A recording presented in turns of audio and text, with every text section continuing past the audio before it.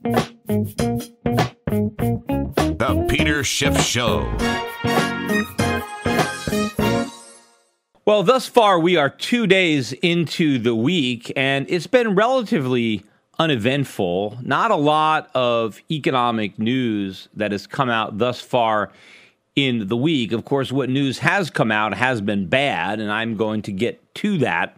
I think the main reason I'm doing this podcast this evening, you're probably not going to be listening to it till Wednesday morning, is that I am flying down to Mexico in the morning. I'm going to be down in Cancun for a conference for a few days. For those of you who are going to be down there with me, I'm looking forward to seeing you. I think there's 300-odd attendees, a little over 300. It's Simon Black's Sovereign Man. Last time I went to one of Simon's conferences, it was down in Santiago, Chile. So not quite as far south going to Mexico, but it was a great event, so I'm looking forward to this one. But I wanted to get a podcast done and ready to go before I left. And I will bring my radio equipment down with me, so I probably will get around to doing one more while I'm down in Mexico. So this won't be the only podcast of the week, but there's not going to be a lot because of my traveling. But let's get into some of the news that we got in the markets. And the markets, been volatile, but the news, again, what little we have has been bad.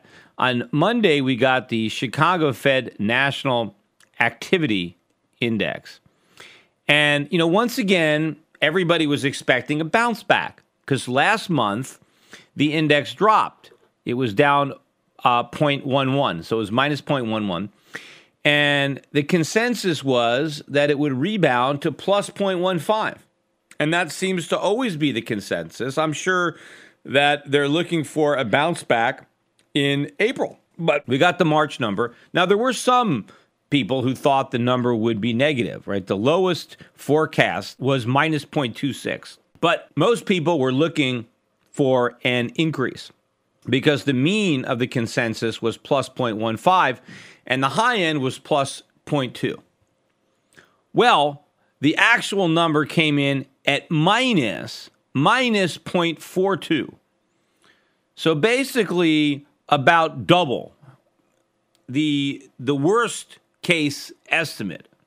And not only that, but they took last month's number, February's number, which was originally reported at minus 11, and now that's minus 1.8. So not only did they miss big time in March because they were looking for an increase and they got a huge drop, but they took the drop that we got in the prior month and made it an even bigger drop. So the 3-month moving average, which was 0.8 to the negative when they reported it last time, has now fallen to minus 0.27. So this is weak economic news, and this is the lowest level for that particular number since May of 2013. So about a 2-year low in the March Chicago National Fed Activity Index. So again, the markets really didn't seem to care about this number because after all, it happened in March, and I guess March is technically still the winter, even though part of March is in the spring. But I guess anything that's bad in March, we don't have to worry about it. But they're not going to be able to say that, in April and May because we're going to have bad numbers then too. And they're going to have to come up with a brand new excuse. Now, here's another interesting number that came out. And of course, they're already excusing it. But this is this weekly Red Book same-store sales survey that comes out. And the interesting thing about this survey is that it is now down to the lowest annual increase in 4 years. The rate is 0.8. But just in December 23rd, right? So kind of late last year, the year-over-year increase was 5.3. And so if you look at how sharply that thing has dropped since late December, the end of the fourth quarter, and now where we are, I mean, I've never seen it on a chart where it's dropped so much so quickly. So not only are we at 4-year lows in the absolute level, but the rate of decline over the past quarter or so has been faster than any point I can see in memory. So it's really deteriorating. And what I read of what little reports there were about this particular, metric, they're all blaming it on Easter and, when Easter happened to fall. I forget if it was late or early or whatever it was where Easter fell in the calendar that was the responsible. But you can't really explain this because we've been declining sharply since Christmas. So it's hard to attribute a trend that's been existing since Christmas to when Easter happened to fall in May. Or not in rather in April, where in April Easter happened. So people are always looking for excuses. Economists are always trying to come up with one excuse to rationalize why the number is bad, instead of just dealing with a bad number and saying, hey, the number is bad because the economy is weak. The economy is not nearly as strong as we thought. That's why the number is bad. See, they don't want to admit that. So they always have to find some reason to blame, some excuse, so that they don't have to deal with that reality. They can continue to pretend that the economy is good and, we got a bad number. Well, that's not because of the economy. That's because of this other thing that's totally unrelated. Because that's why all the news is always unexpected when it's bad. That's why every time they're looking for a number, they're looking for a good number. But then when they don't get a good number, they come up with an excuse. But here's what, you'd want to think. Why don't they have the excuses in advance? I mean, if they know that the bad number is, let's say, related to the weather, then why don't they expect the number to be bad? After all, they know what the weather was, right? When you get a March number and it's in April, you have the weather report from March. You know exactly what the weather was like. It's not like forecasting the weather in the future. That's hard to do. Anybody can forecast what the weather was yesterday. You're going to do that with 100% accuracy. So since a lot of these excuses are known in advance, why aren't people expecting it, right? And then when they get it, they just blame it on the situation that they should have already known about, and it should have been factored in. In fact, a lot of these numbers are seasonally adjusted. And the seasonal adjustment is supposed to take care of the seasonality like the weather. And so if you're seasonally adjusting numbers anyway, and then you're making an excuse why the number is so bad when they've already factored in the seasonality into the number, right? None of this is legitimate. It is all excuse making, but we are going to be running out of excuses. Especially now, I've been talking about the rebound in the oil price. This week, oil prices moved above $57. That may not sound like a lot, when we were paying $100 a barrel, but oil bottomed out at 42. So percentage-wise, that's a pretty big move. And I think we're forming, as I said before, a very, very sizable W bottom in the oil price. And so I think there's a lot of upside. I don't know that we're going to get up to 100 this year, but we can certainly get up into the 70s. And that's a big move. And that's not going to be unnoticed by the consumer when he, goes to buy his gasoline. But of course, other prices are going up. I mentioned on the last podcast, we got a big increase in the core CPI, bigger than expected, led higher by rising rents, rising healthcare costs. Cheaper gas was like a lifeline that is now going to be, taken away. So you add more expensive gas prices, even though they're not as expensive as they were a year ago, they're going to be rising and more expensive than they were a few months ago. That's just going to compound the misery. In fact, we got some interesting news coming out of Canada. And in fact, the Canadian dollar is up about 5% here in the last week or so. And I mentioned last week, too, the strength in the Canadian dollar, which has continued.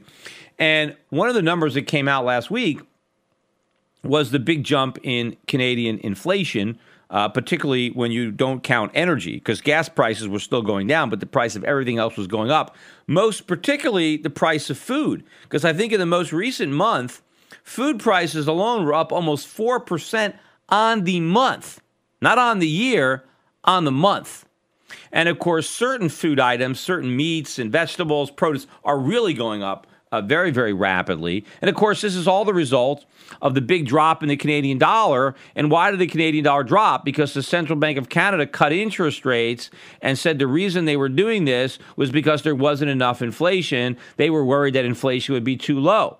And so they cut rates, the dollar tanked, now prices have jumped up, and now the Canadians are really having a hard time because the cost of food, one of the most basic necessities of life, is now jumping very substantially. And so I think this is the end of the rate cutting cycle in Canada. They've got more than they bargained for. I don't think we've seen the end of this inflation turn. I think they are going to end up with headline inflation in Canada well north of 2%. And probably before the end of the year, maybe, we're going to have to see the Central Bank of Canada starting to raise interest rates to contain the inflationary fire that they lit on purpose. But I don't think it's just going to be Canada. I think you're going to see central banks around the world having to dial back on their cheap money policies because the so-called threat of deflation is going to be in the rearview mirror, and what they're going to be staring at in the windshield is inflation, is rising prices, and the backlash from consumers, because consumers don't like higher prices. Central banks may like it, but consumers don't.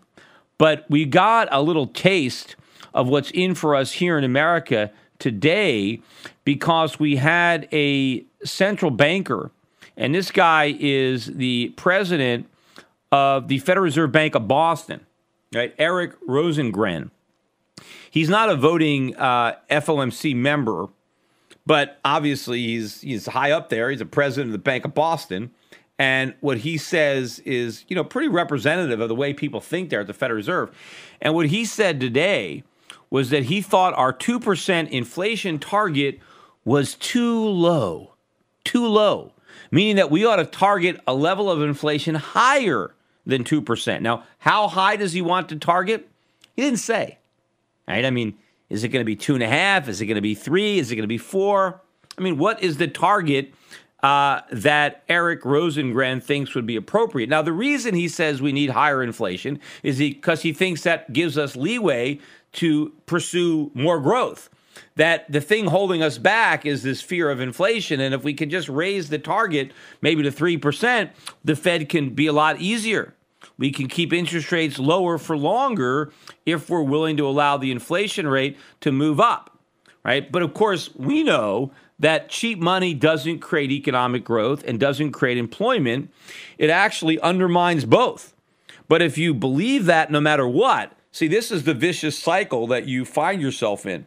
So you use cheap monetary policy to grow the economy and create jobs, and instead it weakens the economy and destroys jobs. And now you're staring at a weak economy that's losing jobs, and you think, oh my gosh, we need more stimulus. We need even more cheap money. We need to print more money. And now, you start having inflation, but you're not getting the economic growth. And then the conclusion is we just don't have enough inflation. We need 3%. Maybe that'll do the trick.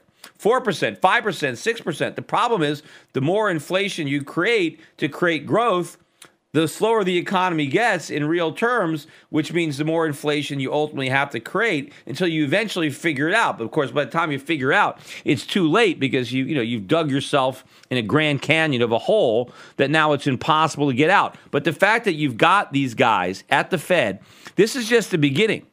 Because if I'm right, and look, the dollar has turned, and it seems to me that the dollar has turned, that it's peaked, and the dollar has turned, oil has turned. And if this is the case, then a weakening dollar is going to put upward pressure on already rising consumer prices.